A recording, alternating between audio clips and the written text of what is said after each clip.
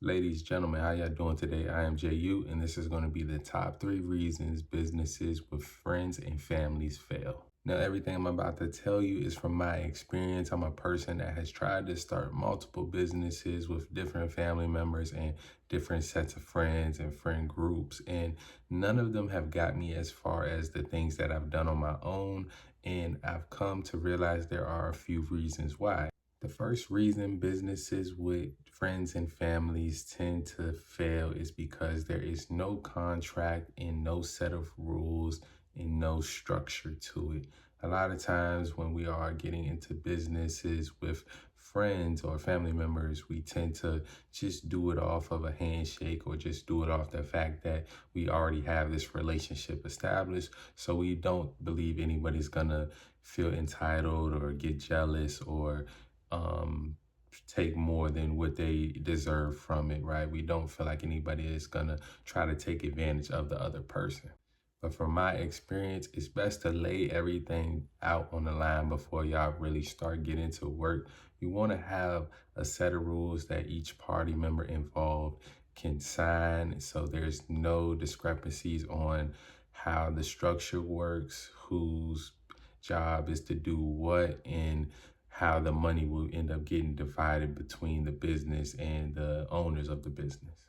If you don't do this, if you don't get this set in the beginning, it can become a problem later on down the line. I've seen it happen. Luckily, not like with the money thing as far as with me and anybody, but I've seen other people get into business relationships and, they're both supposed to put up a certain amount into it. One person doesn't, but then that person still feels like they're entitled to the same amount of the profits from the business as everybody else, but they didn't put up as much as everybody else. And, that can lead to the business not being as successful as it can. It can also lead to the personal relationship being messed up a little bit.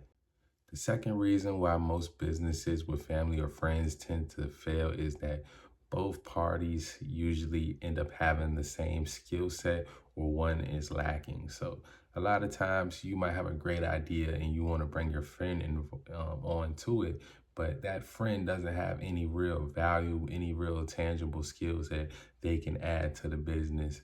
And you end up being the one that's doing most of the work.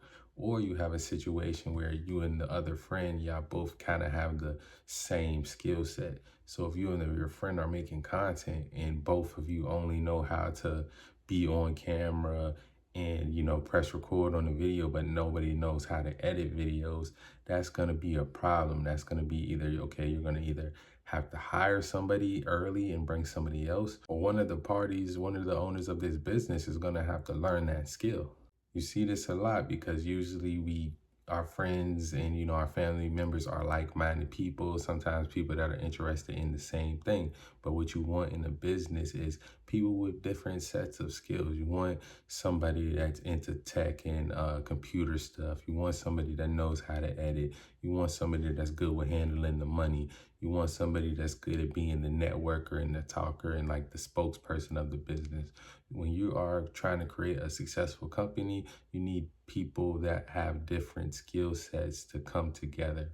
That's going to make it easier to outline and delegate the responsibilities as needed based upon who's good at what. So the third and most important reason why businesses with family and friends tend to fail is that sometimes people are locked in at different times. The thing about a business and trying to get it off the ground and running, it has to be the main priority for all members involved. This is how we create masterminds. If we have a group of people and all of us are focused on the same thing and the same thing is our main priority, this is what we call a mastermind because it has no choice but to succeed. You see this issue a lot more when it comes to family and friends, but it can literally happen in any business to where, okay, somebody has something going on in their personal life and they let that affect their ability to do their job that's needed for the business. Everybody needs to have that sacrifice mindset. The fact that, okay, if I'm emotional this day, it doesn't matter. I still need to work. If I got something going on, I still need to find a way to make sure I'm getting the business work done, or at least put my partners in position to get the work done that I was supposed to do. Because at the end of the day, The business is not going to care about your personal life. It's not going to care about any member involved's personal life. It's either going to succeed because y'all are putting 100% into it and putting y'all all and making certain sacrifices, or it's going to fail because y'all are making excuses and saying like, oh yeah, we can slack off this day, or somebody just waking up and not feeling up to it one day. These are all things that can destroy your business. Everybody got to be locked in, and everybody has to be locked in at the same time. You have to be moving on one accord. So those are the main three reasons why businesses with family and friends tend to fail. Like I said, number one, just not having that structure, not having that set of rules, not having everything lined out before y'all start.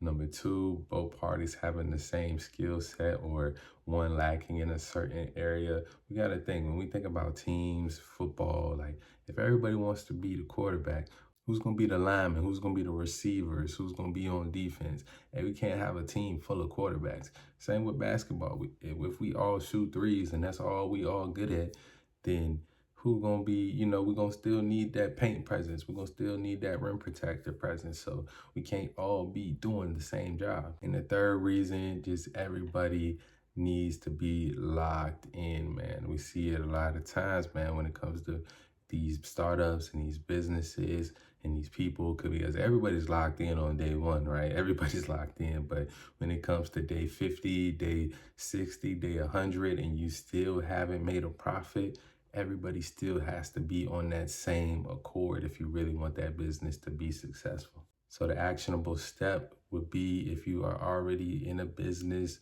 with a friend, a family member or a friend, and you see that y'all are lacking one of these things, come together, make sure y'all get whatever y'all need to get in place, whether it's to make that list of rules and, everybody sign their name, or just laying out everybody's skill sets and seeing if y'all can delegate better, and just making sure, motivating your team, making sure everybody is aware that, just that high of, oh yeah, we just started a business, it's going to start to wear off, and we have to still stay locked in. That's all I got for this one. I hope it brought some value to you. I hope it helped you out a little bit. As always, love you. I'm out.